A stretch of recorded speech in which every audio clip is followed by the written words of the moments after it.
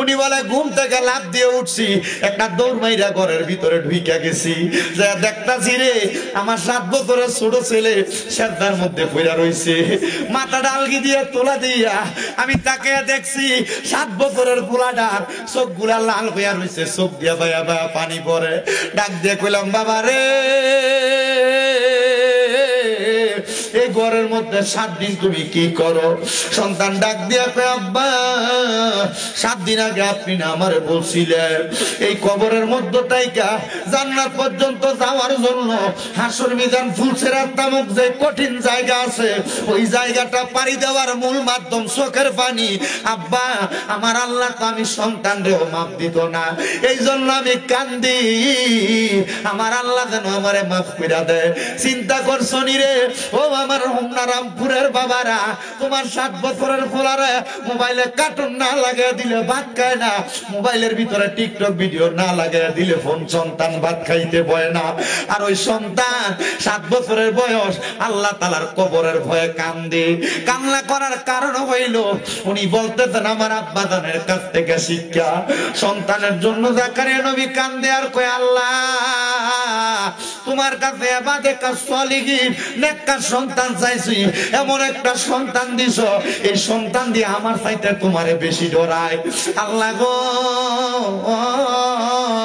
তুমি আমার সন্তানটারে কবুল করো। আমার আল্লাহ তাআলা কবুল কইরা নিছে। এই সন্তানের দল তোমার বাবা তোমার জন্ম দেওয়ার পরে নিজের চিন্তা তত বেশি করে নাই, জাকারিয়া নবী ওনার সন্তানের চিন্তা বেশি কইরা আমার আল্লাহর কাছে কাঁদছে। আপনার মা বাবা আপনারে জন্ম দিয়ার চাইতে আরো বেশি কাঁদতাছে। আরে কান্দে না শুধু, একটা সন্তান যদি দুনিয়ার জমিনে বিদেশেও চলে যায় মা বাপের কলজাটার ভিতরে শান্তি লাগে না, ঘরের বাহিরে গেলে শান্তি লাগে না। আজকের মাহফিলে আমার হাবিব ভাই যে এই রামপুরের কলিফা বাড়িতে মাহফিল প্রতি বছর বছর সাজায়, আমি জানি না এই মাহফিল আর কতদিন পর্যন্ত চলবো।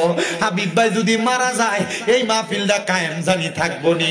হাবিব ভাইয়ের বংশের মানুষের জন্য দোয়া করায়, এলাকার মধ্যে গানের জন্য দোয়া করায়, বৈদেশিরার জন্য দোয়া করায়, হায়াতে বাসিন্দা মানুষের লেগে দোয়া করায়। আল্লাহ আজকের মাহফিলে কোন পোলা পাঞ্জানি বসছে যারা মা বাপ তারা এত কষ্ট করে করে মানুষ করছে, কিন্তু এই মা বাপ অন্ধকার কবরের বাসিন্দা হয়ে রয়েছে। মাবুদ পর্দার অন্তরালে কোন মাইয়াটা জানি বসছে তারা রাইতগা মা অন্ধকার কবরে মাহফিলে নাই। আল্লাহ কোন মাইয়াটা জানি পর্দার আড়ালে বইসা রয়েছে তার আব্বা দুনিয়ার জমিনের মধ্যে নাই, তারা আছে। মাবুদ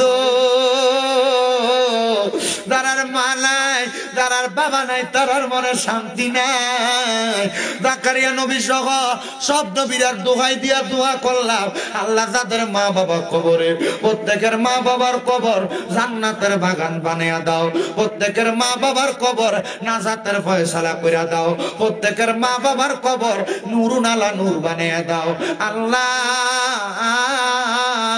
ও দয়াল রব্বুল আলামিন যারার মা বাবা বাইসা রইছে আম্মা আব্বার হায়াতের মধ্যে বরকত দান কইরা দাও, আমিন। হে আমার কুমিল্লা হোমনার রামপুরের বাবা, যদি কেউ ওই মা বাপরে কষ্ট দিয়া থাকো আল্লাহর দোহাই আমি সব মাহফিলে কই তারার কাছে দেয়া মাফ চাইবা, নচেত আমার ওয়াজ শুনা তোমার কোনো লাভ নাই। যদি এরারে বাত না দিয়া থাকো আল্লাহর দোহাই আমি সব মাহফিলে কই তারার কাছে মাফ চাইবা, এরারে বাত না দিয়া ওয়াজ মাহফিল শুনলে কোনো লাভ হবে না। অনেক মহিলারা শ্বশুর শাশুড়িরে কষ্ট দেও, মনে রাখবা গো মা, যতদিন শ্বশুর শাশুড়িরে মা বাবার মতো মনে না করবা শান্তি পাইবা না। আল্লাহ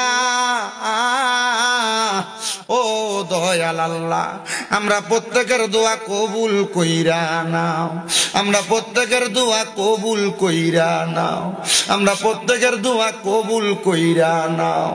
আল্লাহ জাকারিয়া নবীর সন্তান যেমন ভাবে কান্নাকাটি করছে মাবুদ রে, ও দয়াল আল্লাহ আমাদের সবাইকে ওই কবরের কথা চিন্তা কইরা কইরা কান্না করার তৌফিক দান করো। এ কাইন্দো রে বাবা কাইন্দো, কেন জানো নি আমার নবী কয় দুনিয়াতে যেই ব্যক্তি দৈনিক মাত্র 20 বার মরণের কথা স্মরণ করবে, ওই ব্যক্তি যদি ওই দিন মারা যায়, আমার আল্লাহ তারে শহীদের মর্যাদা দিয়া দেয়। আমার আল্লাহ তারে শহীদের মর্যাদা দিয়া দেয়।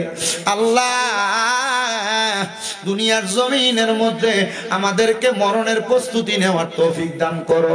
শ্বশুর বাড়িতে যাও, মিষ্টি নিয়ে যাও, ফল ফ্রুট নিয়ে যাও, কিন্তু একবার চিন্তা করো ওই কবরের বাড়ির মধ্যে যে যাইবা, কি সামান রেডি করছো? কবরেরও তো কিছু সামানের দরকার আছে রে আব্বা। আমি আগেই বলছিলাম কবরের সামান হইলো ঈমান আর আমল, এগুলা নিতে পারবা, কবরের শান্তি পাইবা। দোয়া করবা।